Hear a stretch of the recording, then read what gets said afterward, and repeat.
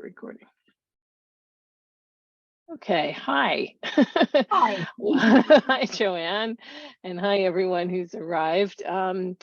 This is a wonderful experience for me. I've been having these virtual author coffee chats with people who blurbed my book. And Joanne wrote letters to my weird sisters on autism and feminism, which is an amazing book. And if you haven't read it yet, you should. And hopefully when you hear her read from it, you'll want to, if you haven't. And I will be reading from my book, The Mortality Shot, also. So we're going to read, we're going to talk through our writing and through our understanding of our writing. And one of the things, and I am obviously an author, and if you want to know more about me, you can go to the unadapted ones where you had to go to sign up for this event. And feel free, Joanne, to put any links that you want people to have in the chat. Okay.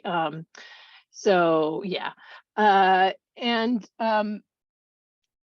going to introduce Joanne formally, but I want to first say how I met her, because it kind of talks to what you talk about. It's so the reading through, finding your autism through reading. And I was in the middle of my diagnostic process. I didn't get diagnosed until a year and a half ago when I was 57. I'm 59 now. And I think for you it was your 40s.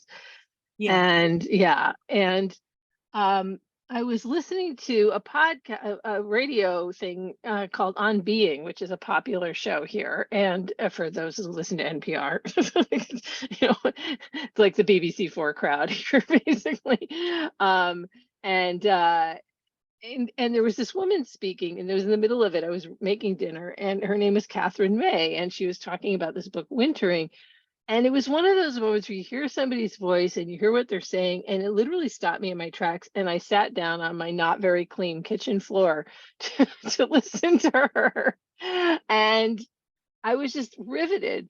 And then I went to find out who she was. And I found out after that she was autistic. And I was like, oh, because I was in the middle of the process, and I was like, maybe I've just taken this, maybe I'm just exaggerating, and maybe I've just taken this a little too far, and I don't know. And then I heard somebody who was so incredible and spoke to that deep inner experience. This is what you're doing in this book, both your own and speaking to the inner experiences of the people you're writing to. And that's not the way autism is usually looked at, as you talk about a lot in the book. It's looked at as an external set of symptoms and problems, and you're problematic and you're a problem. Basically, we don't know where to put you, so you're a problem, so go away. Or become like us and then we'll talk to you, or whatever. And so that just blew my mind. And then she tweeted about your book. And then I was like, oh my God, and I read it. And so it's just that reading through both of you, there's other people too, obviously, but that's the sort of direct lineage to you. That's why I'm bringing it in. And how important that is. And you talk about it, especially in the Virginia Woolf section of this book, and about how important it is to have that lineage. But I'm going to read your real intro from your book, so you can get her actual things and then let you talk.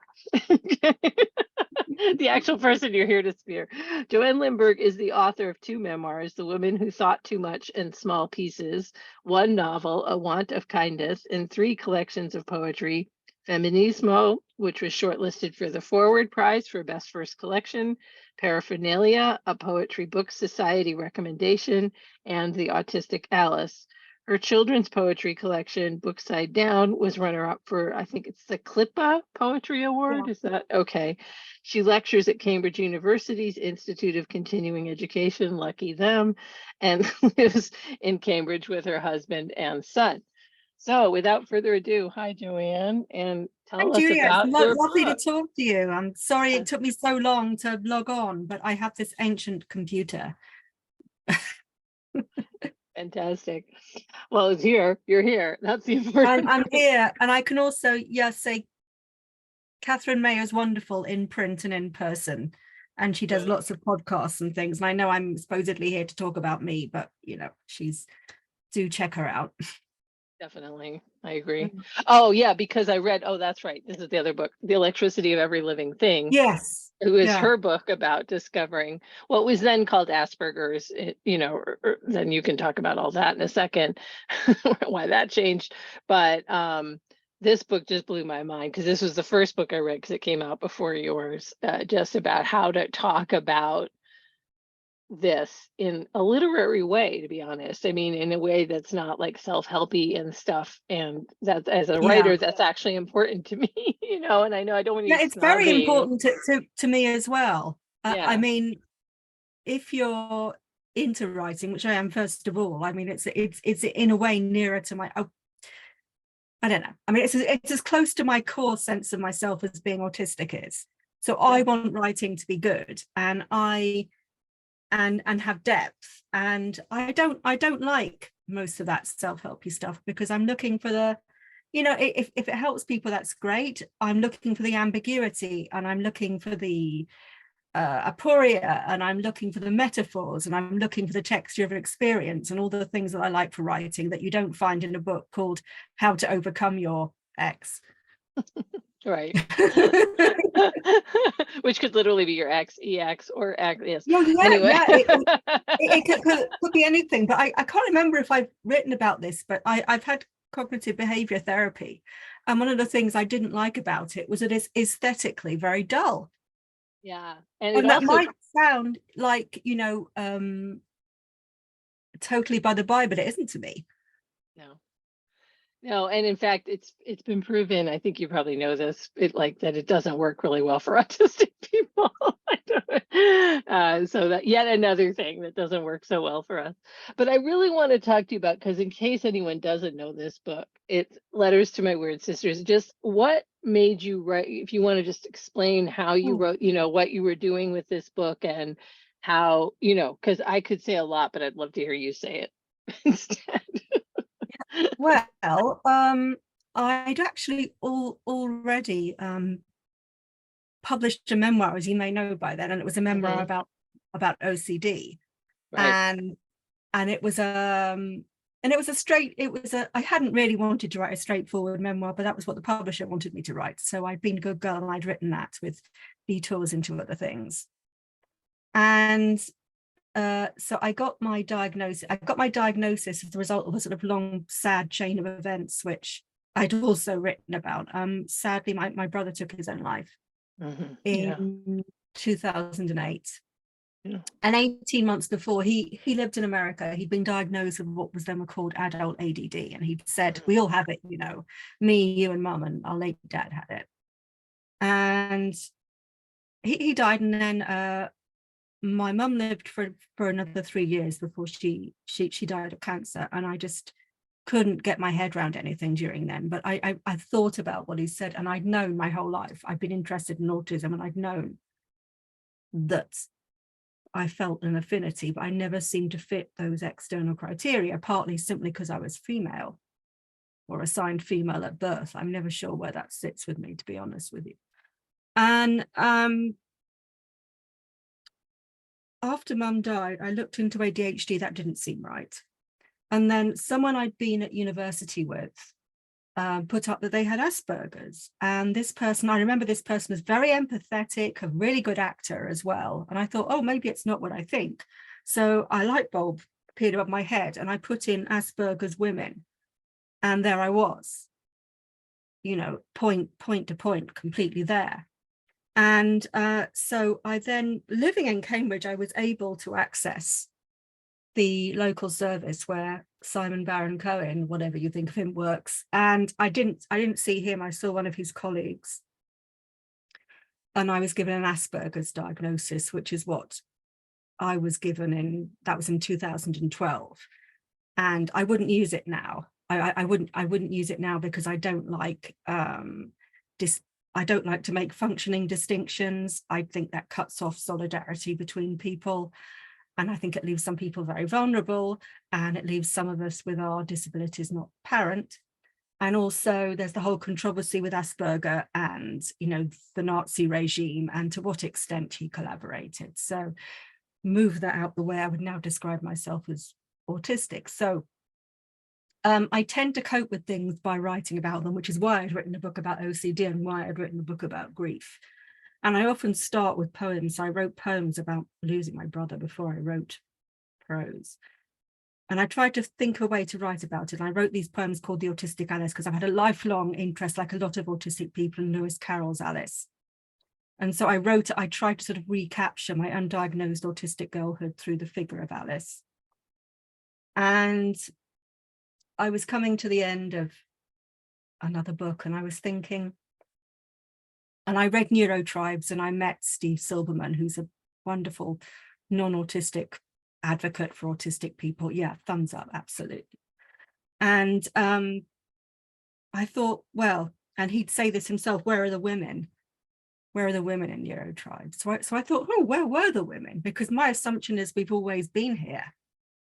And I thought there are already good autobiographies by women out there, you know. Catherine's is just one. There's Laura James and Sarah Gibbs and Sarah Kerchak and Dawn Prince Hughes, quite a number. And I wanted to do something different. And I wanted to try and find a history because I was very aware of what, you know, for example, queer history, that this reclamation of history is happening, and this reclamation of history is happening for colonized peoples as well. So I thought, I want to make that move for autistic women. And so I started to sort of rake through the past to see who I could find. And the 4 women who are in the book emerged. And one was Virginia Woolf, who we've all heard of. And one was Adelheid Bloch, who was a non-speaking woman, a very, very sort of, who didn't have much, doesn't appear to have had much speech, and was murdered by the Nazis as part of their T4. Before they killed Jews, which I also am, and Adelheid also was, they killed autistic people. Not, sorry, disabled people, I should say, not just autistic people, disabled people.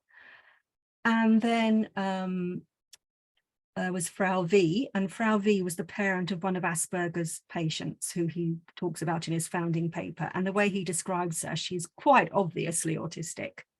And he notes her similarity to her son and says what a strange thing it is to see in a woman. And later in the same paper says women don't get it, which is extraordinary. And you see people similar to her pop up in Leo Kanner's paper. And these women, they don't emote like women are supposed to, like autistic women often don't. And it occurred to me that that was part of the origin of the whole refrigerator mother horror, that these women were not exhibiting motherliness in a way that fit in with cultural norms. And then the last woman, another mother, this was Johannes Kepler's mother, Katharina, and he was, as you probably know, a mathematician and an astronomer, and a very important man of his time, sort of in early modern Germany, early modern Middle Europe. And his mother was put on trial for being a witch. And because he defended her meticulously and got her off in the end, though not after not before many trials, we have this wonderful record of who she was, how she spoke, how people responded to her. And there were things like, you know, the jury complained she didn't make eye contact with them, and she wouldn't cry when she was expected to cry. She spoke back to people, she argued back to people. And Johannes explained at one point that my mother doesn't talk to people. She stands at 90 degrees to them and talks across them.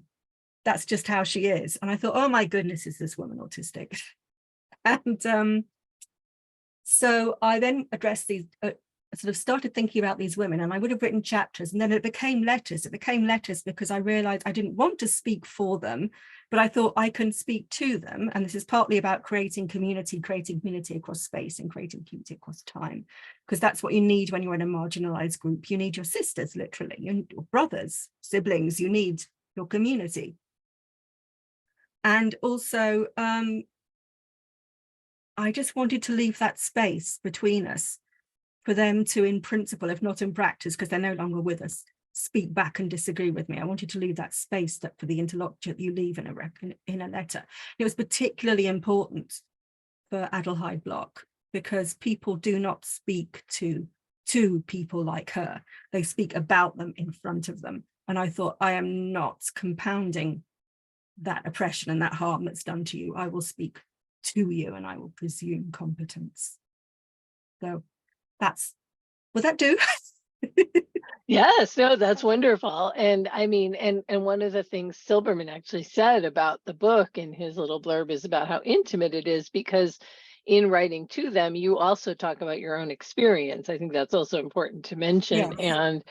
And so many of the details of your experience are so similar to mine. It's eerie. I mean, it's just that really weird thing where, and this is what for me, it started with this, and it started with also going, I right before COVID, I went to a couple groups of women. It was 4 women who may be in, it was called Asperger's or autism at the time, and just a few years ago, and just hearing people speak and their experience. And I thought these were all little things that just happened to me, like, or, just, it was just like the whole, like the raft of things that, I just never thought anybody else experienced.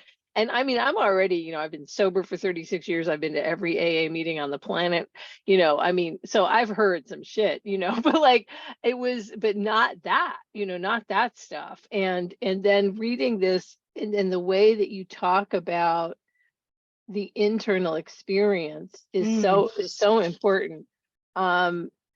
And also, I don't know if it might seem quick to go to reading, but I'm wondering if you want to read. We talked about a couple of sections you could read. I mean, there's so many you could. I don't know if this has inspired a different section for you, but just to give people a sense of it. Well, I was going to read a bit of the Adelheid Block thing. I was going to sort of talk about normality, the concept of normality. Yeah. And then a bit after that, I can do something a bit more personal. But so I had trouble with the Adelheid Block chapter. It was the only one I had to substantially rewrite. And I was trying to find the point of contact between us, because obviously I'm not struggling with speech at this moment, obviously, but in many situations I do. And I remember as a child being told there were these 2 things you'd hear again, and what's the matter with you? What is the matter with you? And what are we going to do with you? And I thought the answer to the first question determines the answer to the second, doesn't it? And when you think about it, it's quite sinister.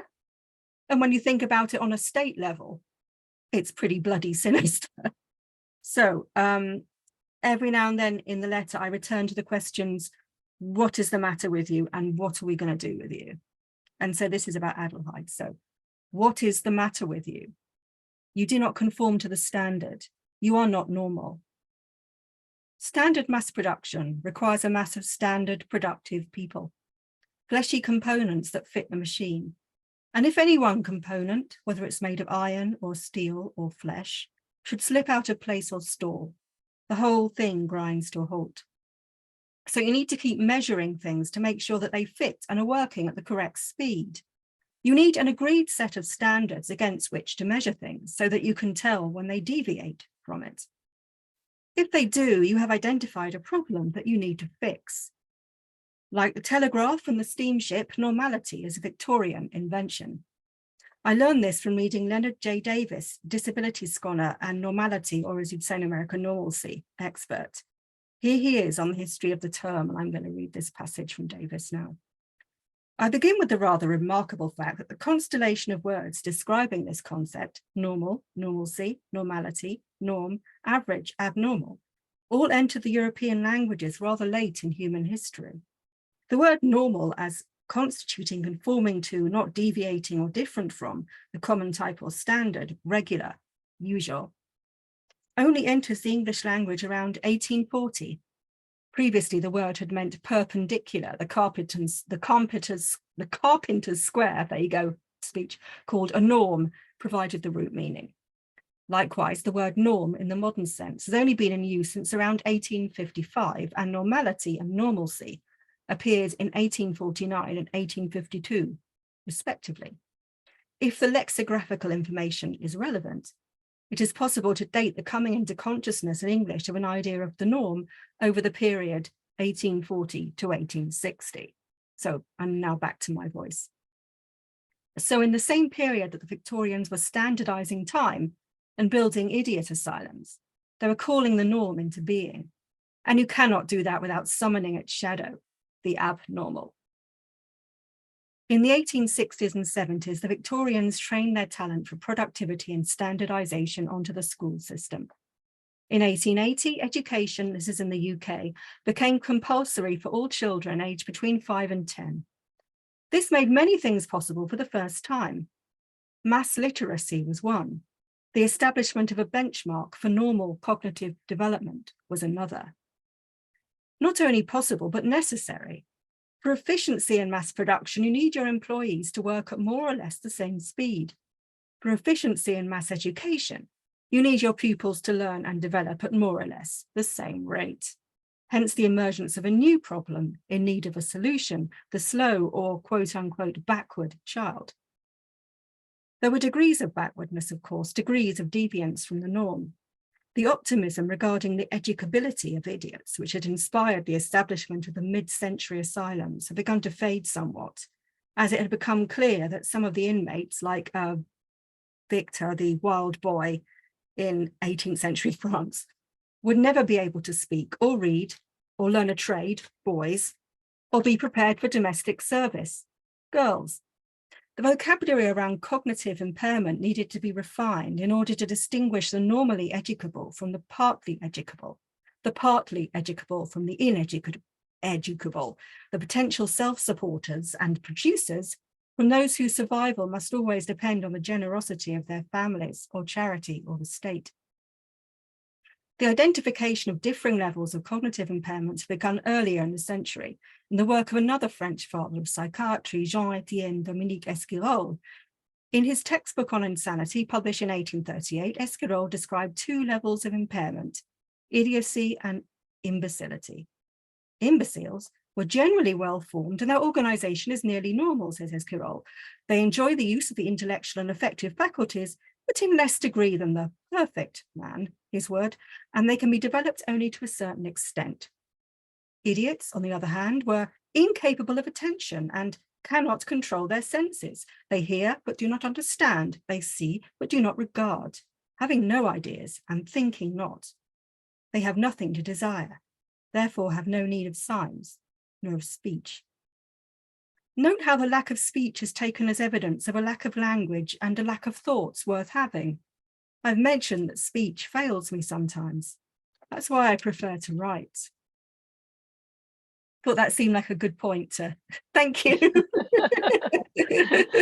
That's great. Yeah, that's great stuff. And I don't know if you want to read, I don't know if you want to go ahead to read a little bit of, I'm not sure precisely what the section is, but that one where you talk about being sort of on the opposite end of it, where, yeah, I mean, if you wanted just to give some idea of how. Because, yeah, I talk more how the idea of backwardness in education became through Binet, the idea that something you could measure, you could measure how close or far your child was, child was in the standard development. And then this gradually became IQ with all its horrors. Right, and exactly. So another answer to what is the matter with you is you are a statistical outlier. When I was 9, I was assigned my own numerical value, and it seemed like the answer to all my weird child problems. Although I had been discharged by the speech therapist, I was still unhappy at school. We had to go into lunch in twos and nobody would go in with me, which meant I kept being sent to the back of the queue. I found a solution to this problem by agreeing to accompany another girl in my class who was physically disabled, a rare thing in mainstream schools at the time, and so was allowed in with or without a partner. Being her partner was seen by the other girls as a good deed, something she should be grateful for. I was grateful to her. I saw no reason to condescend. We had a shared stigma as misfit clever girls, and that drew us together.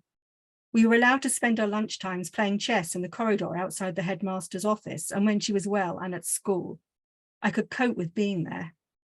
When she was ill and away. Being there was a torment. I would convince myself every morning that I had a stomachache or a headache. I could not possibly go in.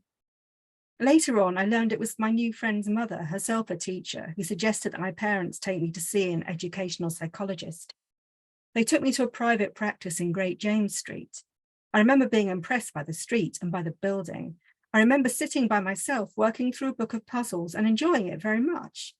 I remember that after I'd finished, the psychologist, a white-haired, serious man, looked over my work and told me I might have made even fewer mistakes if I had not been in such a hurry. I remember registering that I had been told off about the way I approached my work, something I was used to. I remember going into a room with a young woman to try and replicate pictures with a set of blocks and being mesmerized by the sight of her long red shiny nails as she reached over to scramble the blocks ready for another picture.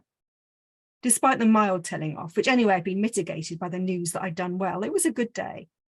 Interesting tasks, unobtrusively attentive adults and no other kids, just the way I liked it. The ed psych must have thought it was a good day too, because he assigned me a high numerical value, both in terms of IQ points and in terms of my learning ages. When I was reading, I was 14. When I was spelling, I was 11 and a half. And when I was doing mental arithmetic, I was 13. Not that any of that helped me the rest of the time. What is the matter with you? Your development is out of sync. Yeah, and what you go on to do is also what I, because I just reread a lot of it this weekend, and is you go on to talk about, and I really relate to this, like being left in charge of a classroom. That Oh happened God, to me. yeah. It happened to me. It was just like they It would happened to forget, you as like, well. oh my God, like literally exactly the same thing. And in fact, they let me try. I actually became a theater director, but when I was like 9, literally it's about the same age, they let me try to direct a play because they didn't know what to do with me. And so all these popular girls suddenly liked me because they could be in a play. And of course, they just started fighting, and one girl pushed another girl off the stage. And of course, they had to cancel the production. But it was like, why did you let a 9-year-old? It was like there was nobody else there. There were no adults, nothing. I mean, I think part of it's the 1970s, to be honest, but still, it was like, but yeah, I mean, so that whole thing of just being out of sync, and out of whack, and you just don't fit, and that kind of weird thing of like just, and then people getting kind of annoyed at you, the adults, and Oh yeah, getting yeah. What are really we going to do with you? irritated. What are we Yeah, going to do with you? What are we going to do with you? Yeah. exactly, over and over. And Well, yeah, I'm and sorry, I'm me. Obviously, I I did it to spite you. I know, exactly. So all of it, I just relate. It was just, so this is another part of the book that I just related to so much. And also, I just love that you historicize. And I know it's funny because people I know are commenting, and I know one is like, I have to buy this book, and I know exactly why she thinks that, because you historicize normalcy, like the idea of normality or normalcy or whatever you want to call it. Ironically, there's 2 words for it. And just the idea that these things that we take for granted have a historical root, right? And Yeah. all of these ideas are not, it's so tempting to think, my entire life's work as a writer and in theater has all been about undermining anything you just say that's the way it is about. Because maybe being autistic is why, I don't know, I've just spent my whole life going, why is it that way? Yeah. Why? Yeah. Why? What the hell? What's going on? Like, you know, that's just such a thing. And the way that you go about it with such detail about your lives, and also that thing about speech, I just want to say, because now, as if anyone here doesn't know this, there are these assistive devices. So now a lot of non-speaking autistic people can communicate in ways they didn't used to be able to. Mm. And so now everyone's like, oh my God, you have thoughts, It's just, we didn't know that.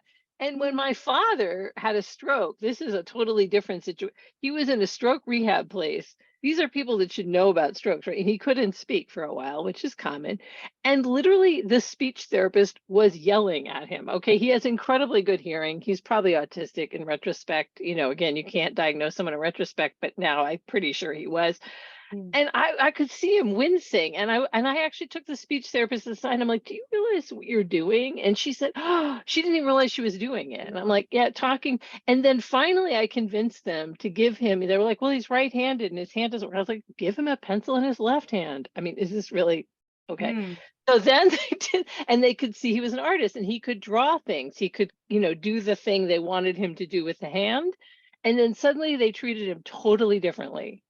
It was just the weirdest thing to see and to Mm, witness within just, it was like, oh, look, you're doing, this is way before I knew I was autistic, but just seeing that, that way in which people are regarded who are not yeah. falling into that very, very, and I think getting narrower by every day idea of normal. Mm. And I feel like a sense almost, towards Adelheid and towards people like her. I mean, it wasn't my fault where I was sort of situated and how things were explained to me.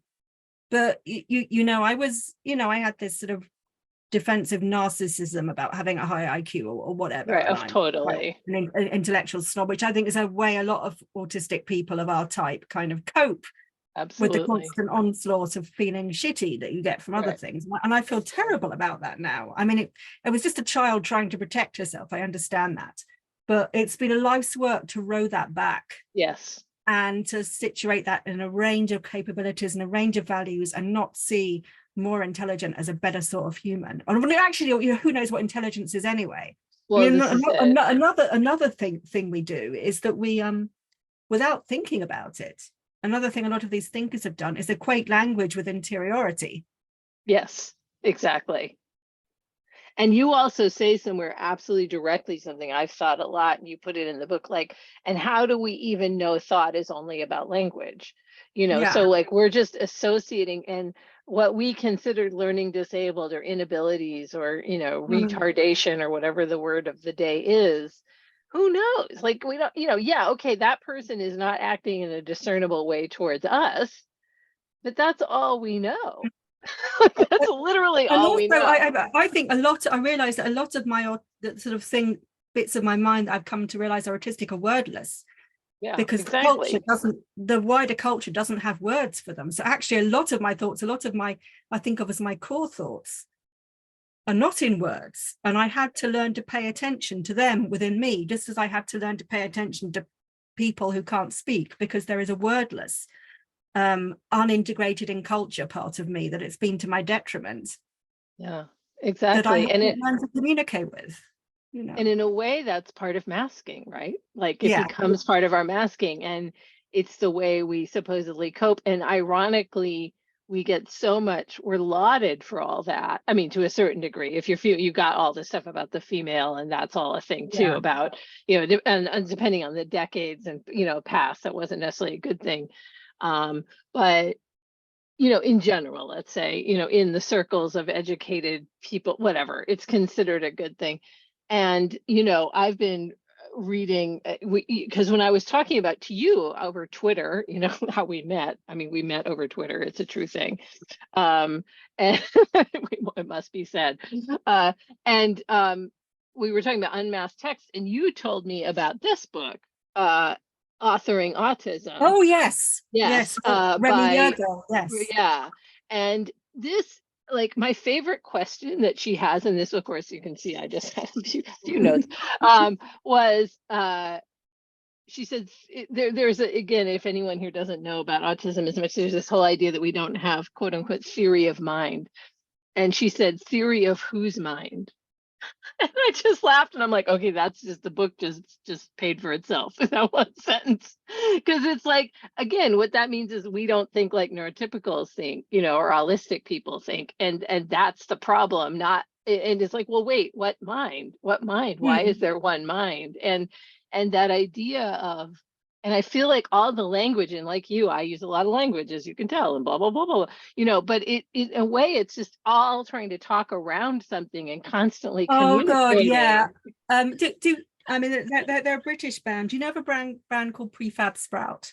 I do not, but I Great will name. now look at them. So It's a great name. they have a song on one of their early albums called I Couldn't Bear to Be Special, and it has my favorite lyric ever.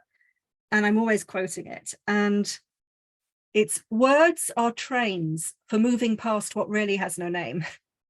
Yeah, there you go. Which Exactly. I just love. Exactly. Yeah. Yeah, yeah. Yeah, and she just goes on, and you do too, in different ways, about just the whole idea of that you also talked about that woman who nailed you at a conference. It was like, you're not autistic, you're not autistic. And it's that thing of like, if you can, the irony is if you can speak, then you are not autistic. So the idea is being autistic means I can't understand you at all. So if I can understand you at all, therefore you are not autistic. You know, that rhetoric Exactly, paradox. you know, a total Incredible. catch 22. And I think Remy Yergo talks about that. She says, I Yes, don't she know, does. is it non-retters or demi-retters? Anyway, it's, you know, Yeah, something like that. Yeah. we're not capable of making statements. So if we're capable of making coherent statements, therefore by definition, we're not autistic. Right, right. So therefore, Yeah, there's no such thing as a self-advocating, actually autistic person, because then exactly, that exactly. yeah, We're just making it up for all the, you know, free money and attention and acclaim that showers down on you yeah. Oh yeah, yeah, the yeah, minute you yeah. say you're autistic, as we all know. Yeah, no, there's just nothing but good. Yeah, I mean, actually, to me, it was a huge liberation personally, but no, I mean, yeah, but no, it's not like, but that's a whole other thing. Mm, So I think if it's okay with you, I'm going to kind of speak back to you with my writing, if that please, makes sense. yes. Um, and we talked about what I would read from Mortality Shot, and I'm going to read White Shoe Lady, which is the first story. Some people might have read it already, I don't know. But the reason I'm reading it and the reason I chose it is because of the way this girl is trying to figure out what she's supposed to be.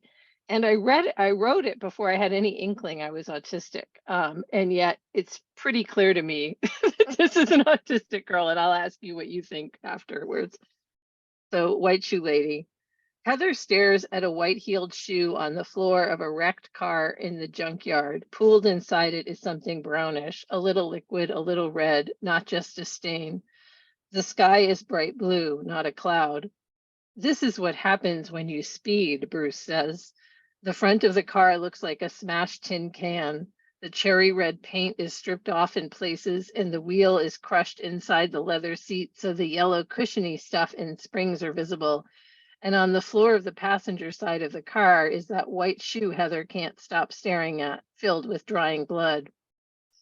That young woman is dead, Heather, his girlfriend that day, and another girl is dead too, her friend. Heather stares at Bruce. A white seagull is flying back and forth above them in the sky blue sky, cawing in a way that she now hears as a desperate, sad cry. Bruce and Mommy had let Heather ride in this same car with that same man. She can't remember his name, but he smiled a lot and wore a suit. He drove really fast down Flaggy Meadow Road, something like 100 miles per hour, Bruce said later, even over the bump in the road. So her stomach had ended up in her throat. But she loves the feeling of the wind because the car had no roof, a convertible it was called. She'd never ridden in one before, and it seemed so glamorous. And Mommy had a scarf on her head and was laughing, and this guy seemed nice. But when they got out of the car back at home, Bruce was there standing like an angry tree looking at them. Not like the nice willow tree down at the front of the yard, or like the ones in the back she was afraid of, even though she wasn't sure why, like little Red Riding Hood trees, a forest she didn't think she'd ever get out of. But Heather now imagines how the white shoe lady looked right before she died. She probably had on a scarf too, wearing her brand new heels. She would have been laughing like Mommy had, but different. She would have had on red lipstick and sunglasses and was glamorous. The scarf would have been gossamer, like the woman in that film, The Birds, that she'd made her babysitter let her watch, even though she wasn't allowed to watch TV. After she'd watched the movie, she was terrified but couldn't tell Mommy because she'd lied to the babysitter, who would then also get in trouble. Stacy's father was their landlord, who looked like a chicken and had a chicken farm and was mean and hit his daughter with sticks when he was mad at them. Heather had seen him do it. So she just stayed scared of the birds and hoped that the ones on the telephone line in front of their house wouldn't turn on them. But meanwhile, she could see the glamorous lady in the cherry red convertible with this man and how she would have been happy while they were speeding along. But then the crash and the blood and the moment maybe she looked up at the sky one last time and then died, just like that. And her shoe flew off and no one even thought to pick it up. He didn't die, Bruce adds, like something tasted bad. Heather cannot conceive of this, killing two people and being alive. She cannot even stand to beat her invisible friends, turtle, alligator, or tiger at sorry when she plays with them and is doing all the rolling of the dice and making the decisions. She's obsessed with fairness, sitting at her little table, imagining them there. But to her, it wasn't imagining. They were real, and she talked to them, worrying over each move in the game so as not to advantage or disadvantage anyone unfairly. But then, so this, how can you kill people and live? She can't even imagine. Stacy, the babysitter who let her watch the birds, once had a neck brace on because she had, quote, wrapped herself around a tree, which Heather had a hard time imagining. Mommy then explained to her that Stacy had, quote, totaled the car. Heather still didn't get that either until Mommy finally said she smashed the car into a tree. Heather wondered why she hadn't just said that in the first place, since it made more sense. But Stacy survived, and besides, no one else was in the car. Stacy's legs had lots of scars on them from where her daddy had hit her with the switch, and scars on her face from the glass of the car windshield. No one used seatbelts or had airbags or anything. That all came later. Heather, as an adult, would laugh at all the car safety, even though obviously it was a good idea.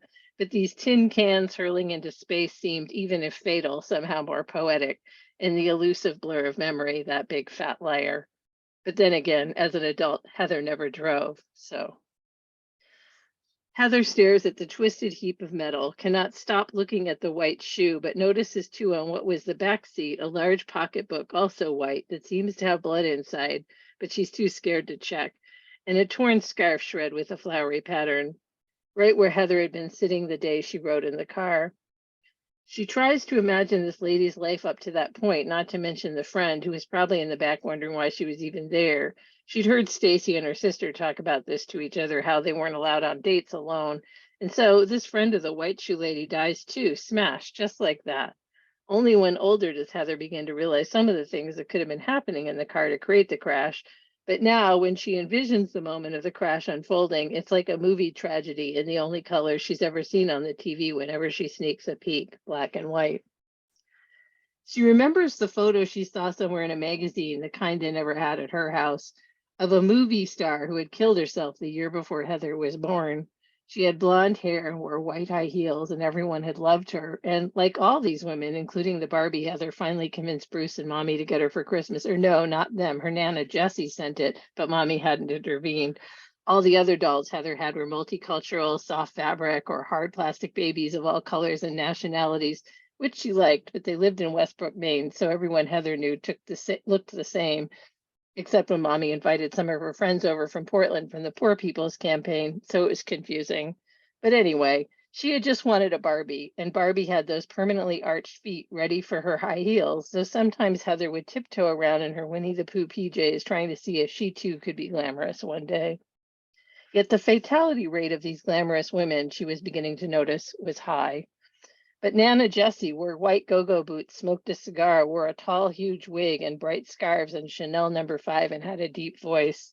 When Heather visited Jessie on the shore, where she lived now since she divorced her third husband, she let her drink Shirley Temples and twirl around on a bar stool where they spent much of the day. Nana Jessie laughed loudly with men who thought Heather was cute, which all of it felt like heaven. So it was confusing. Mommy's scarves were blue or red kerchiefs and very sensible. She wore cat-eye glasses and made their own peanut butter and carrot juice from peanuts they ordered from the Whole Foods place and carrots they grew in their own organic garden. But to Heather, Mommy was the prettiest woman ever, but she definitely wasn't a Barbie or the white shoe lady. But sometimes she was when she kissed Bruce goodbye, who was very tall, and Heather saw Mommy's feet go into the Barbie arch when she had to tiptoe to kiss him because she was usually wearing flats, sometimes white. But mostly she wasn't worried Mommy would fly away or die, which turned out later to have been wrong. But at this point, she was there. And sometimes they would play sorry together on Sundays when Bruce was out doing visits with his congregation after they'd eaten a big Sunday roast. So they got to eat popcorn and drink cranberry juice for dinner. Bruce was the kind of guy Methodist teenagers loved because he would play Simon and Garfunkel songs for them and ask them where they were at.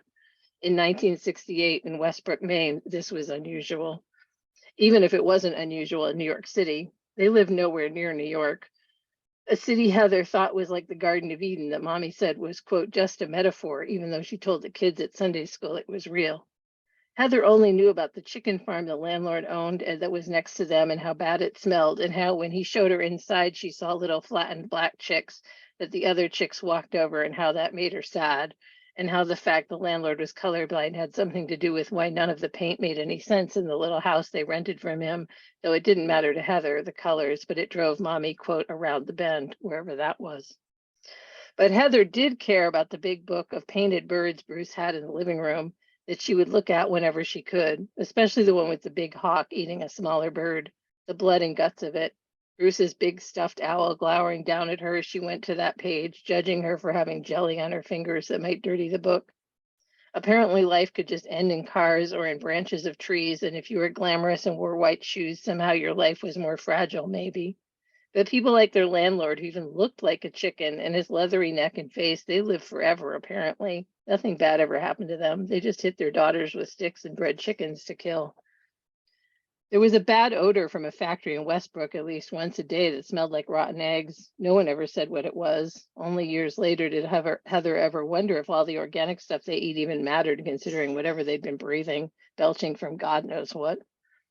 However, sometimes when Heather was in her room in Westbrook right before bed at dusk, she would imagine a huge bunch of presents spilling out of the walk-in closet that connected her room to the other one on the top floor, and always seemed kind of mysterious and magic. Like in the stories she read about something called wardrobes that apparently only existed in a place called England that she hoped with all her might to visit someday. Because somehow it seemed nicer, and also Christopher Robin and Alice and Pooh and Piglet lived there and there was a palace. But still, here she saw in her mind's eye lots of presents, someone doing something nice for her as a surprise. This never happened. She would feel disappointed each time she remembered, especially if she'd had that dream again and then woke up to nothing in particular except her usual array of stuffed animals and her little kid folding table with a psychedelic jigsaw puzzle. But this odd sensation of something surprisingly nice happening, perhaps soon, never quite left her even so. A few days after the junkyard trip with Bruce is Heather's birthday, and Mommy has promised her time at her favorite place, the beach. So all day she asks when they will go until they finally drive there in the Jeep to a tiny little beach with sand and pebbles. She runs into the chilly Atlantic without a moment's hesitation. Her first word was Wawa. Her first sentence, I want to go beach. Heather loves nothing more than the taste of salt water on her tongue and even the feeling of undertow beneath her feet. Sand falling away, the tide whooshing her further from the shore. She's afraid of almost everything else, but not the ocean. There's a mist coming in, a pea soup fog, the adults call it, the kind where sometimes you can't even see your own hand in front of you. She hears Mommy calling for her, but she does not answer. The water isn't too deep, and she keeps going in further. She knows Mommy is scared of the water and that Bruce will tell her to, quote, stop coddling the girl, so she's safe. She has imagined she is getting lost in the mist and never has to come back, never has to smell the rotten eggs or see the dead chickens or not have presents she hoped for or have Bruce come into the bathroom when none of that. Instead, she will find the white shoe lady and the dead movie star and all the other glamorous women that have died. There was the poet, too, that wrote about her daddy, but Heather didn't like to think about that because she didn't know where her own daddy was. But Mommy liked this poet and said that is why Heather's middle name was Sylvia. But Sylvia had left her little kids in a room with sandwiches when she killed herself, and that scared Heather. But that was not happening now. Now she's surrounded by the mist, and she is in the water, and she is safe. And when she looks up, they're all there around her, all the glamorous women, the white shoe lady and her friend, and the movie star, and the poet, and that lady in white, and the birds, and the song she hears on the radio in the car all the time is playing for them to dance to. Who's peeking out from under a stairway, calling a name that's lighter than air? Who's bending down to give me a rainbow? Everyone knows it's windy. Heather is on her tiptoes, then swimming, then floating, then reaching out her hands to all these blonde women wearing bright red lipstick, their gossamer scarves wafting behind them, all looking like they might tip over at any moment. But Heather will hold them up. Yes, she will. In exchange, maybe they will teach Heather, who has a lazy eye and is never called pretty, how to be glamorous.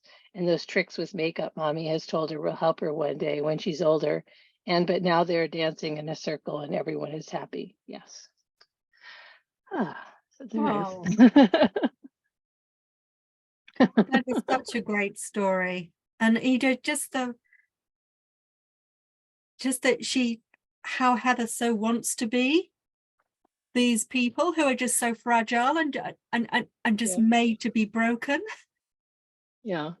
And she kind of knows that's what it's good to be, and that's in a way an escape, but at the same time she knows it doesn't end well.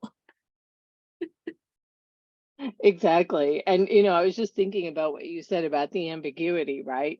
Just that thing of when you're growing up female or assigned female Mhm. at birth, as you said, it's like, you're just like, okay, there's this thing you're supposed to be, but if you're that thing, then you die. But then if you're not that thing, what are you? And it's that thing of like, there's no Yeah, thing there. This I mean, is, I didn't yeah, want to be I didn't want to be the thing until I hit adolescence and was very definitely straight, I think. yeah. Um, I mean, as a small child, I mean, it might just have been I was the older sister of a younger brother. But when I was 3, I decided I was a boy, and my name was Jimmy in honor of Jimmy Osmond. Somewhere buried in our old back garden, there's a tape of me singing "Long-Haired Lover from Liverpool," age 3, and I just my mum played it to my friends when I was older, and I was just so embarrassed. I buried it in the and and and I tried to read Standing Up apparently, which I don't remember. Mm. But I just rejected it. I rejected it all. It looked uncomfortable, and it looked silly. And I remember there's still a noise I can't stand. I can't stand the noise of high heels. Right. And it's partly just an autistic sensory thing, Yeah. but it's partly just associating it with being a sort of picture postcard joke woman, Hmm. a Yeah. punchline. And Yeah. when I was in primary school, the headmaster had a secretary who was called Mrs. Sibley. And I remember that Mrs. Sibley had red lips and very blonde hair, and she wore quite tight stuff. She had what I now would realize was a nice figure. And she would sort of walk in this very kind of wiggly kind of way. And as sort of young pre-teens, we would sort of giggle at her in that kind of slightly salacious, slightly scared way. And I would think, I don't want to go up and be Mrs. Sibley. And I just associate that keel, that clack clack noise with being this woman that we sniggered at, Yeah. you Yeah. know. Yeah, totally. And it's funny, I was thinking of, as you were talking, I was thinking too about when I started reading, and by around the time of adolescence, and even more so then, even more than wanting to be attractive, though, of course, I had that basic idea, sort of, but I didn't really even know how to begin, Mm. was that all the characters, at least when I was growing up, any things that were assigned, there were no female protagonists of any note. It was all, as somebody said, the reason I didn't like female characters is they were all written by men who didn't like women. It's like, Mm. and they're just objects, like you talk about in your book too, and just it wasn't until later in college when I finally got to around to the, some female authors, but it wasn't even within a curriculum except for one class. It was all finding them on my own. I mean, I found Doris Lessing on my own in a bookstore, So, and I was so, like, so you weren't an Anne of Green Gables fan growing up? I didn't even know about it. I don't know why I didn't. I mean, when I was little, I mean, I liked Harriet the Spy. That was my Oh yeah. iconic. That was great. Like, actually, there were some little interesting girls, but it was by adolescence when we got to literature. Oh And then yeah. at that point, it all turned very male very fast. And even in all girl, I was briefly at an all girls school on scholarship, and that was, just still a whole male curriculum. It was just amazing when I think about it. Mm. I'm a little bit older than you, and even I went to a very fancy little university here, pretty liberal, but even that in the general sort of curriculum of Western civilization was literally every single book was by a man, every single Yeah, one. I mean, I was at university 88 to 91, and I look back, and even though it was never said, I mean, no one ever said we weren't supposed to be there, but the overwhelming maleness of the curriculum, what we talked about, you had this sense that you were there on probation. Right. You know, Exactly. you can be here, but leave your body at the door. Yeah. Yeah, pretty much. Yeah. And don't ever call attention to the fact you're feloniously female, Yeah, yeah, in and this don't ever environment. be a feminist, because that's so funny in 88 to 91. Oh yeah. Yeah. You're here, you're allowed to have a drink, you're allowed to have sex. What more do you want? Right. Exactly. Exactly. Or the F word on campus, as Kristen Yeah. said Yeah. It was a before. weird, I was there early mid 80s and it was kind of weird. There was like womanist house. It would have been feminist house. It turned into womanist house as a Y. There was a lot of all that kind of stuff going. There was like that part.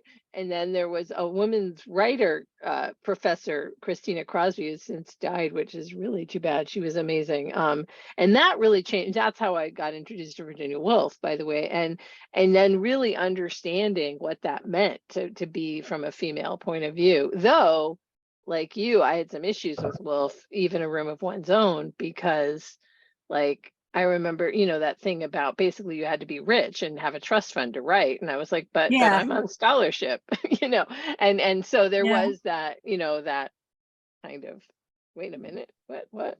Uh, mm. She was better on some things than others, Virginia. She Yes, was and she was, situated where she was like any of us. yeah, You and know, she was great on the thing she was. yeah, Yeah. I mean, she said that terrible thing about intellectually disabled people, that that when she met some, she walked past some and she said, and I'm hate repeating this, she said, oh, they should be killed. She just had this exactly, I know, this Yeah. horrible Yeah. response to them, which was not an unusual response at her time. Yeah. But we think of her as friendly to outsiders. Well, not all of them. And Right. also she was, I'm Jewish, and she was pretty horrible about her Jewish sister-in-law. I mean, she would have had a few bitchy things to say about me, but much as I'm sure she would have found me very suburban and vulgar, which I am, definitely. But much as I revere her, I'm under no illusion that we would necessarily have been best buddies if you'd put us in a room together.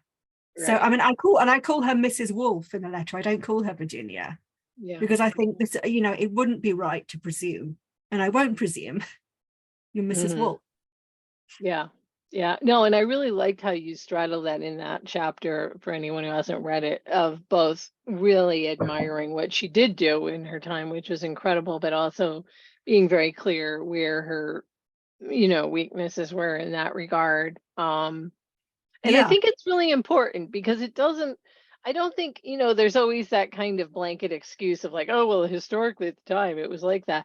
But it's like, that's not really an excuse. I mean, it's an no, explanation, but it's not an excuse. And I think what's really interesting is like your take when, you got put with the disabled, the visibly disabled kid, and you're like, yay, I mean, there's two ways that could go. It could have gone a different, if you're a different person, you could have had the opposite response. So it is kind of interesting, um, yeah, how that works. So, yeah, yeah. yeah. I'm just aware it's a little after 4 here, or 9 at your place. So before we keep going, because I could talk to you literally forever, does anyone have a question that they would either like to write in the chat, or if you would like to say it out loud, just raise your hand. If you go to the participants, you'll see a way, or if you go down to reactions, there should be a raised hand thing. Does anyone have a question for Joanne, or for either of us, or thought, or? We've rendered people speechless, apparently. I mean, we can keep going, but if Yeah, I someone mean, I was doesn't going have, to say, oh, it's late, and then I remembered, you're the other side of the Atlantic. It's not. yeah, yeah. Okay, well, I'll just keep talking to you then, and then if somebody, but feel free to interrupt me with a question, or uh, is that CA Jenkins? Yes, Is yes, that just that's a comment, or is that a question, or is it? But I mean, it's a would you raised really? hand. It's a raised Oh, hand. oh, yay. Okay, good, great. Okay, hold on. I'm going to ask you to unmute. Okay, there you go. You should be able to unmute now. Yeah. Okay. Hi, yes, it's only 4 o'clock here, so we're wide awake. I just wondered if there'd be a volume 2 of Weird Sisters, since I put some people in the chat there. Love to correspond more about a few of them. I don't know if you read the Peter, well, the detective novels of Moon No, Sailor. they're on my list. I haven't read Dorothy Well, Say. look at Harriet Vane. And I think she's an interesting character for sure. And Mm. I've read some of the biography of James Joyce, and Lucia was institutionalized, given a, pretty hard time for being a free spirit. Yeah. And I just wonder, Isadora Duncan, there's so many people in history that are interesting that, it's hard to retroactively assess them as being It autistic, is, yeah. of course. I think writing about unusual women is probably my territory. And I may continue in another form, as I have written one novel and I may write some more historical fiction. So I'm interested, for example, in a woman called Sarah Scott, who in the 18th century, she published a best-selling novel called Millennium Hall that was about a community of ladies who, pulled their money away from men. It was probably a bestseller because of all the lurid backstories of the men they escaped. But anyway, they pulled their money together, and they live in this place where they have an ideal community, and they educate the local farmer's daughter, which is lovely of them. And they have people in poorhouses who, they're sort of condescending to, and I'm being horrible about it, but it's not.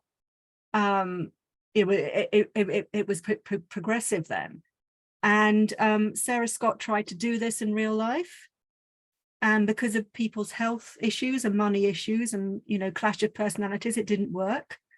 And I thought, what a fantastic story arc that is, a failed utopia. Yeah, that's amazing. And speaking of which, and this is a really good tie-in, Emma's got a comment in the chat. I'd love to hear about Joanne's working in different genres as an essayist, nonfiction writer, also as a poet and novelist. Can you speak to that? How does the publishing world appreciate you? I think I've been very privileged and very lucky. I started off as a poet and I carry on doing that. Although I have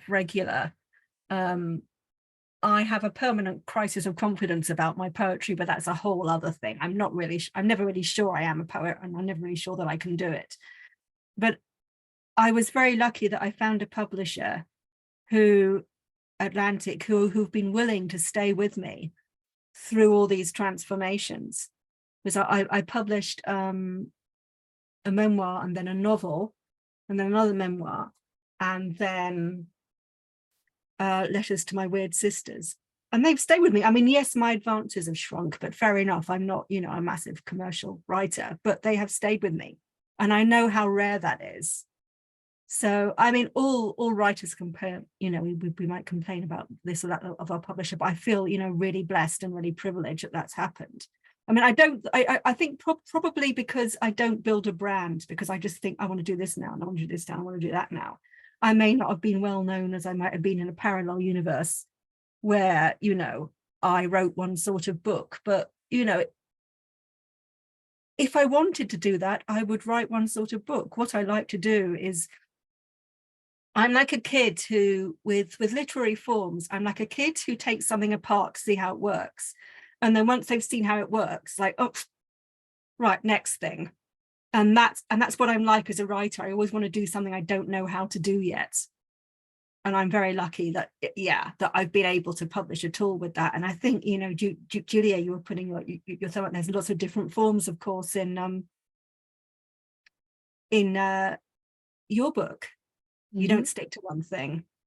No, no. And as a matter of fact, the last bit is the stage text. And in fact, that's where I started as a writer who, had any notice, was doing that. And I exactly the same. I mean, I was just laughing because I've started theater companies and let them go. And I've done all this stuff. And then I decided I was going to write about my grandmothers. And that's a book that still hasn't been published, but took years out of my life. And it's just all of these things. And I just relate to that so much. I don't know if that's an autistic thing per se, but my goodness, that shifty, changey, and resistance to, you said this in your book, something about the way autistic people appreciate people not based on what they can do for them, and essentially in the not transactional way. And I feel defiantly non-transactional in my life. And like, if anybody tries to brand me or anything, I'm just like, no, no, no, no, no, no, no, no, no. no. Yeah. You know, Yeah, I- and of course, it's not that I wouldn't like positive attention and money and all of that. I mean, who, you sure, know, we wouldn't. but not too much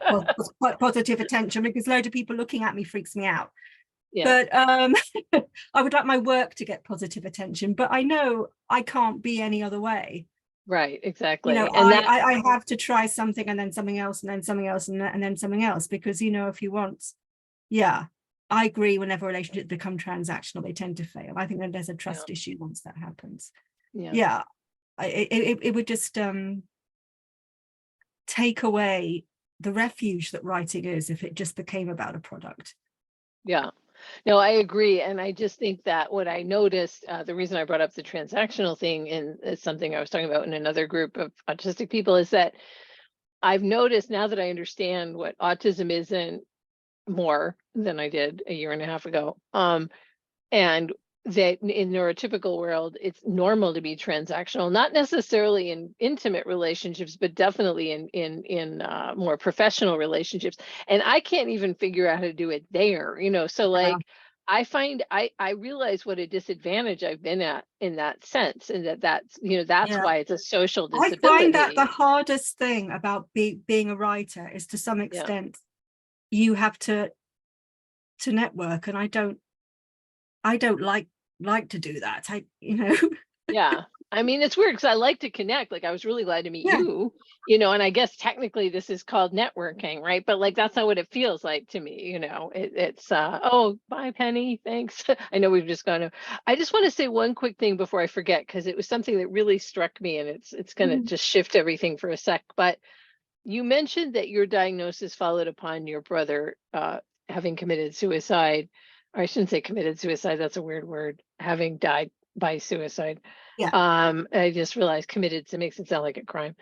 Um, and mine came about, my awareness came about very soon after many, I'd had many losses, but my cousin, who was the closest to a sibling I had, the one, Dragonfly Time is about her Well, death. it's a beautiful piece of Thank writing. I'm you. so sad. Thank Yeah. you. That was literally the hardest one by a I can mile to definitely write. see.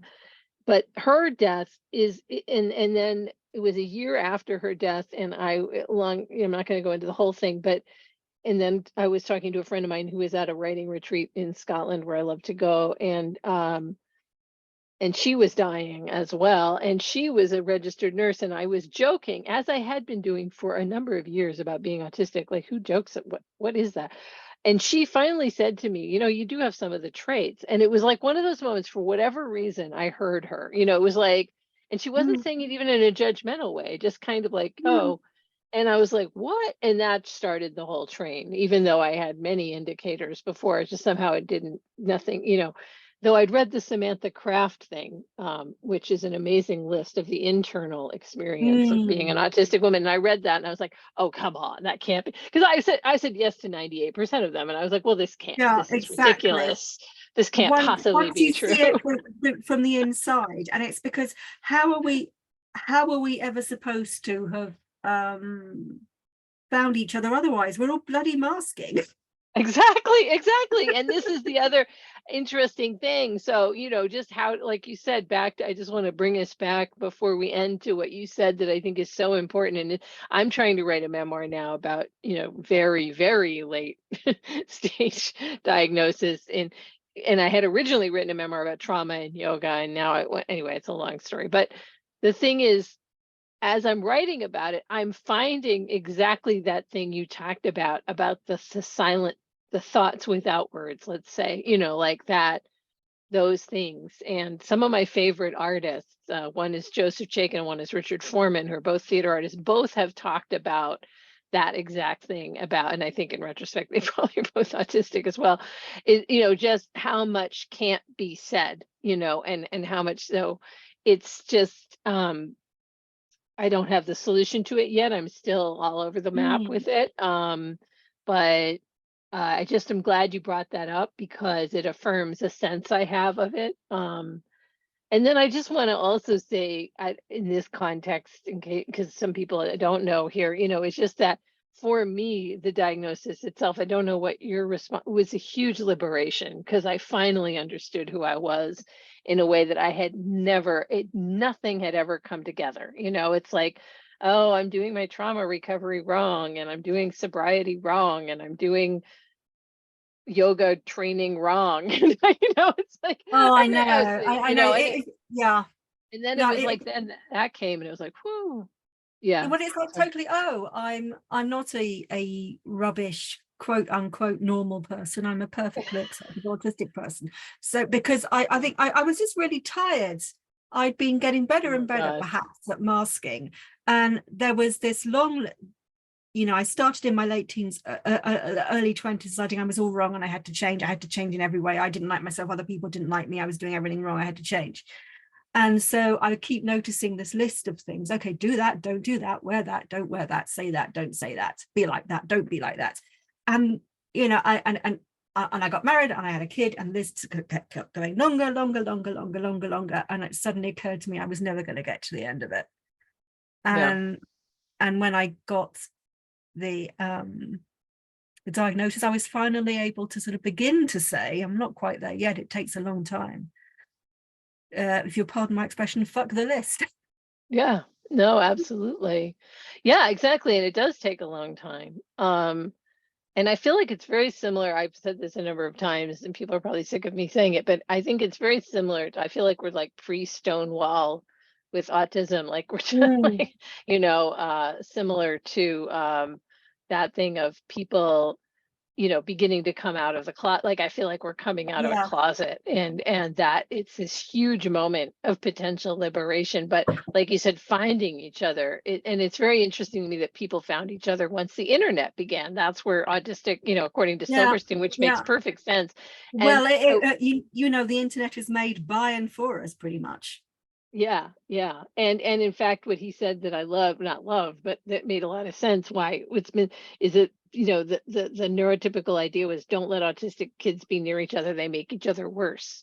Meaning they make each other more autistic. So it's like that, so that whole idea was like, don't let that happen. So it's like Yeah. we're reversing such a huge, and of course here in the States, the only therapy that's paid for by insurance is the same therapy that the people who did gay conversion therapy came up with, ABA. Well, ABA is a similar, I mean, it's not, it's similarly dominant in the UK, although it's not, we don't have quite the same insurance system. But No, I think exactly. that there's beginning to be pushback.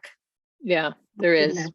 But Thank a goodness. lot of it's within the context of the thing itself. They're trying to be nice, like nice ABA, it's kind of like nice capitalism, Ben and Jerry's ABA. Um, I don't know. It's like, we'll save a tree here. I don't know. So I'm very cynical about that, I must confess. But Yeah, I think it's very hard to explain to parents who don't themselves identify as autistic, because I'll say the jury's out on whether they actually are autistic or not. yeah, yeah, And are very scared, when you're always scared that your kid won't fit in, and if you have experiences of not having fitted in yourself, that's a dangerous place to be. exactly. So I can Yeah, understand that you'd be pulled into that world to keep them safe. I must make them as like the others as possible, and then they won't have the bad experiences I had. And of yes, course which, it doesn't work like that, but I can no. understand why it appeals to parents. I really can. Yeah, and I think my grandmother, who I had the hardest time with, not the grandmother I alluded to in the short story, thinly veiled, but the other grandmother, who is my father's mother, who would have been referred to as a refrigerator mother at the time, I think she definitely was autistic before autistic was even a thing, like even a male thing, and that her total obsession with making him and making me try to fit in was about that, was her fear, her just Yeah. absolute abject and actually reasonable, given what the alternatives were. Had I been diagnosed when I was younger, I would have just been put in an institution in the 60s where what, there wasn't anything. So it's like there's nothing that was good in finding that out at that time. No. So it's interesting when you do the intergenerational, back to what you're doing, but also it's given me a lot of compassion for her, a lot more compassion than I've ever had, because I'm like, wow, if she is what I think she was, there was nothing to tell her who she Yeah. was. And there was always this mystery of like, why is she so different from her sister? And, why is her sister's so nice? And why is she like this? And, and it's like, in retrospect, it's like, well, damn, that would make a lot of sense why she was Mm. like that. Yeah. So I just think that whole thing is, yet another thing to unpack. But what I was trying to say before, I'm just going to go back to this before as I know we have to end soon, is what I meant to say. I always get lost in my own thoughts. Big shocker. Is the thing with your brother dying and my cousin dying, is somebody asked when I did the conversation with Nick Walker, which was also wonderful. It's like, well, does mortality and autism have a relationship? And I realized, as I didn't at first, I was like, that's a really, and then I thought, okay, yeah, it did in my case, in that, like, as you begin to understand your mortality, just bullshit goes away. Like, like, and you're stuck more wherever you are, Yeah. and I think it opened up a space where that was possible. And I Yeah. don't know if that's true with you, but it sounds Yeah. similar. It's It's like, like I haven't got the time or the inclination anymore to to, mask. yeah. Yeah. Yeah. Yeah. I've got one shot at being here. I'd quite like to be here as myself. Yeah. And wherever that goes, it's better to find out that. And I just recently got an email from somebody who's 81 who just got diagnosed.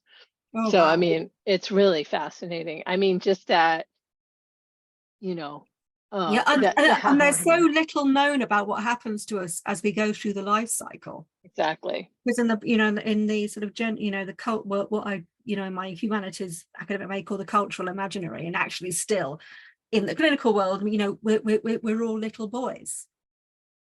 Mm-hmm. So Oh, yeah. we don't know what it's like for us to, there's not enough about what it's like to be a parent, or if you're autistic, that's starting to come out.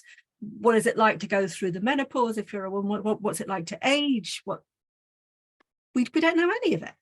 No, exactly. And it has to be, the thing I'm kind of obsessed with is wanting to create a space wherein, like, it's very commonplace now and has been since the 1930s that the way to get an alcoholic sober is another alcoholic talking to them. That's the basis of AA.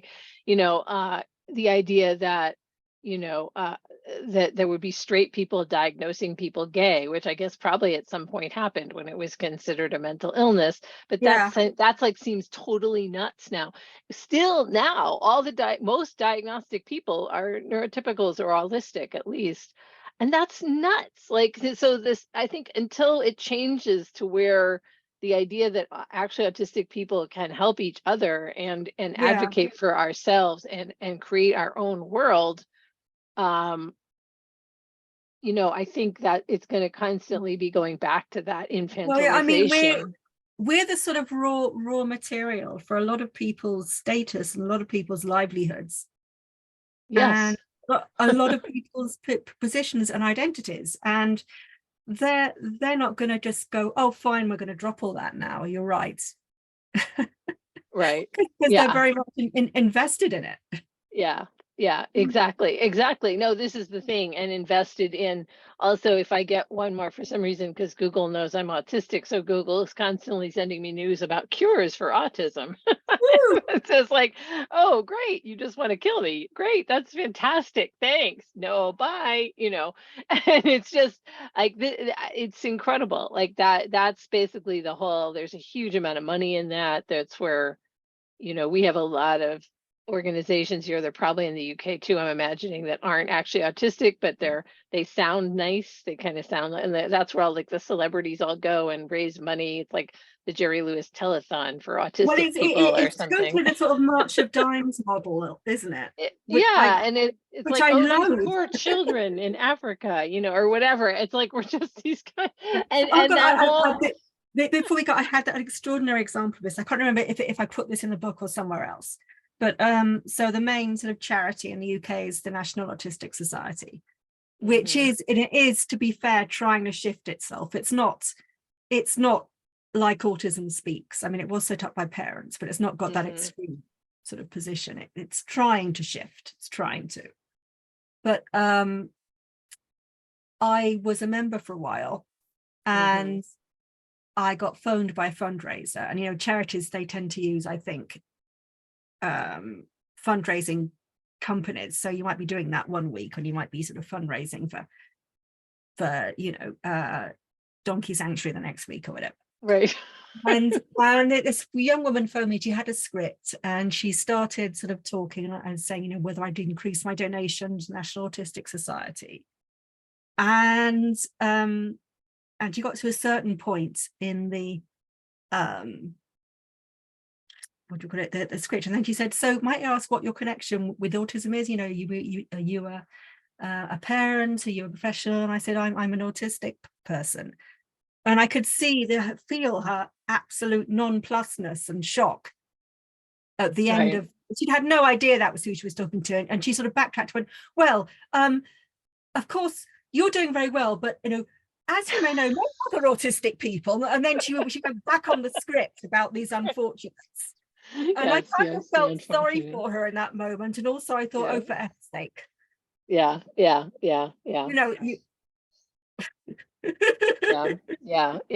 And that's why I think it's so important that those of us who have the privilege, like I feel, because I'm a writer and I do what I do, I have the privilege to be out. You are out.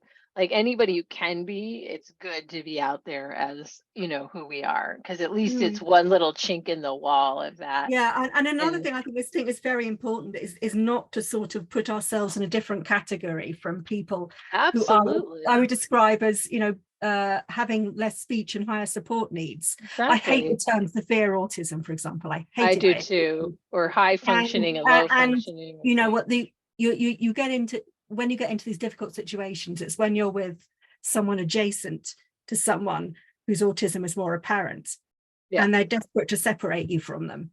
Yes. And desperate. for whatever reason. And and they see your version of autism, as they see it, as somehow in competition. Oh yeah. With the other one, like, well, maybe it's a complicated thing. And maybe you can have something quite important in common with someone, even if you don't have, seem like them in any other way. Exactly. And maybe that is significant and interesting and something that could be generative. Exactly. Rather than you don't have to be threatened by it. It's like that. And I know you've read the Donna Williams memoir, which, by the way, if anyone hasn't, that was like literally one of the very first memoirs of the woman named. I think it was her and Temple Grandin emerged about the same time, didn't they? Yeah. I don't know about Temple Grandin's. I don't remember when that one came out, but Donna Williams' one, if anyone hasn't read it, is incredible. And what always strikes me in terms of what you're saying is the end of the book, when there's a kid having kind of, an autistic meltdown. And she just and they're all freaking out and don't know what to do. And she just sits next to the kid and, plays with there's like a necklace, or not a necklace, excuse me, a bracelet or something. Anyway, she just has an intuitive knowledge. She knows exactly what's happening, basically, is the point. And it's like, if that isn't an advertisement for who should be working with autistic kids, I don't know. Because everyone was like, "Oh, wow, what did you do?" Well, actually, one pathway of diagnosis, certainly for women, is they were special education teachers. Yeah, that makes sense. And now they're autistic. Yeah. It's just fascinating. And I just find and then I also run into the same thing I used to run into a lot. I mean, I still do sometimes, but I'm an out sober alcoholic. And in the same way that people will question me, generally alcoholics will spend a lot of time trying to pepper me with questions to prove to themselves they're not an alcoholic.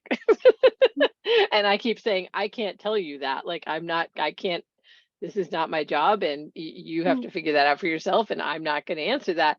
It's the same kind of thing with this. I find that people, especially in some writers groups I'm in, when I read my memoir in progress, the people that are having the hardest time with it are people that I beginning to understand are questioning their own, and they're just freaking, and kind of in that way that woman did, not precisely that direct or abrupt, but that kind of like, oh my God.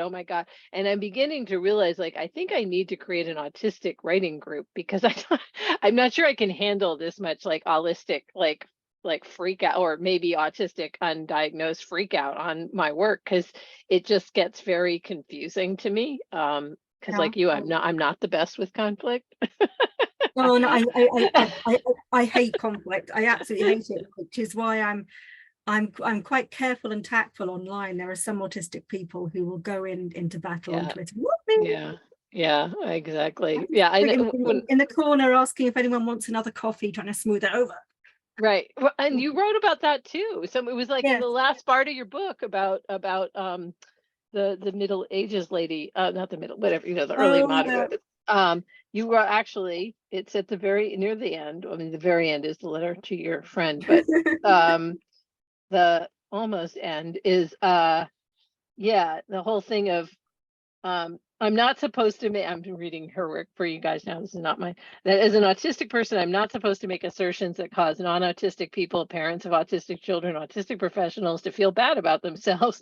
If, as an autistic person, I make a non-autistic person feel bad about themselves in relation to autism, it must be because I'm a defective person, lacking both an adult understanding of my own condition and empathy for the individuals who are trying so patiently to cope with the consequences of it.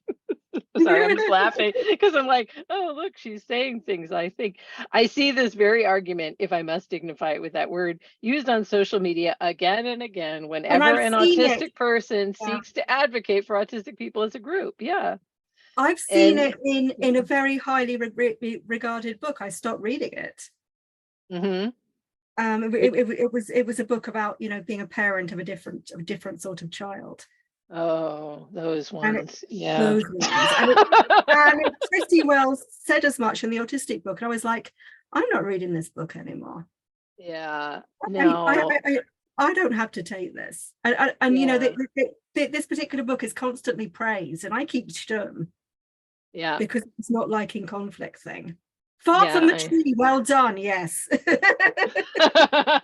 knows exactly the book. I was trying to be terribly tactful there, but yeah, I hate that. Oh, what's it called? I didn't say. I must have been a private It's message by to you. They Andrew were Solomon, saving. Far from the Tree. Okay. Yeah. He wrote the Midday, was it the Midday Demon? He wrote a very big, thick book about depression, and this is a very big, thick book about having a kid who's different. Yeah. Yeah. Yeah. And the other thing I just, now that we're talking about all this, that I find really wonderful that's been happening is there's both. There's the horrible, what I call it the autism minstrelry, is when non-autistic actors play autistic characters. Yeah. Because literally not one, I'm going to tell anyone who's not autistic here, there is literally not one non-autistic person that's played an autistic character that looks like anything I recognize as autistic. There are a series, and I'm sorry, actors can be great. This is one thing no one has done. However, there are examples now, thank God. There's actually a show of all things. It's a Swedish show called Young Royals. I don't know if you've seen this. And in it, there's a young woman who's goes to this boarding school on scholarship, it's called Asperger's still in Sweden, and she also is autistic herself. And to see that show, it was just like the most mind-blowing thing, because also I went to boarding school on scholarship, so hilariously, but like to see that was so affirming, and to see that there was that. Bye, Emma. We just can't stop talking, so here we are. We'll stop at some point, but until then we're still here, but you can go. It's so affirming to see actually autistic actors on screen, especially women, because and I won't go off about some of the shows I've seen recently, or I can't watch. Yes, Heartbreak High is also really good, same thing. And there's another one and some too, actors are autistic, of course, and get diagnosed very late, like Anthony Hopkins. Hopkins, yes. Which when I found out, I was like, oh, of course. Like, look at, I mean, when I, later on, when I look at him, and especially, I don't know if you've ever seen that incredible, there's a videotape of him on stage playing Othello. I don't know if you've ever seen this. Was the end of his drinking as well, but he was still drinking at the time. And he starts ripping off the mask. This is an incredible thing to see if you can find it anywhere. He had blackface on to play Othello, right? And he starts ripping it off and just saying, "Is this what you want? Is this what?" And it's a total autistic meltdown, but like the brilliant kind, like and it's framed as that was his bottom of his alcoholism. But when I saw it, even I thought this is more important than that. I didn't know what it was, but then finding out he's autistic as well, I'm like, oh my God, of Yeah, course, this was just you know. I'm not going to say who it is here. It wouldn't be fair, but I read a autobiography of an actor a few years ago, and I thought, oh my God, you are, and you don't know you are. Right. Well, there's a lot of those. I think there's a lot of that. Yeah, I do too. I was very glad when David Byrne decided he was autistic, because I'm like, Oh good. yes, That's okay. Thank he's you. like the emperor of all the autistics, isn't he? He is David? the emperor of the autistics. And if you listen to Talking Heads songs in that respect, it's like, oh my More songs God. about buildings and food. Food, exactly. It's incredible. It's incredible. I'm like, there it is, you know. Yeah, there's some other people that I've not said they are, so I won't say they are too, that I have my suspicions, but it is really fascinating. And I loved, by the way, that quote. I don't know if you want to say it, that you posted, the Kafka Oh, wasn't quote. that wonderful? Yeah. Yeah, which was, it was something about like, I'm ashamed. I was ashamed when I realized I was Yeah, that life was a costume party and I'd come with my own face. Yeah. Yeah. I was like, and you said, isn't that the most autistic they ever? Yeah. They're like, yes. And again, perfect sense. Like, you know, he wanted all of his writing to be burned. You probably know that story. And if it weren't for his housekeeper who didn't burn his writing, we'd never know his writing. Yeah. Mm. Oh, and I've just realized now that I'm late doing something I should have done today. So Okay, well, I'll let you go. This has been absolutely wonderful, been wonderful, and Joanne. thank you, everyone. And thanks so much for everyone who's come. And thank you. Just delightful, delightful. I'm going to stop the recording before you go. So if you want to say goodbye to people, you can say goodbye. Okay. Bye, people. Okay. So bye to everyone, and I'm sure we'll talk again, Julia. Yes.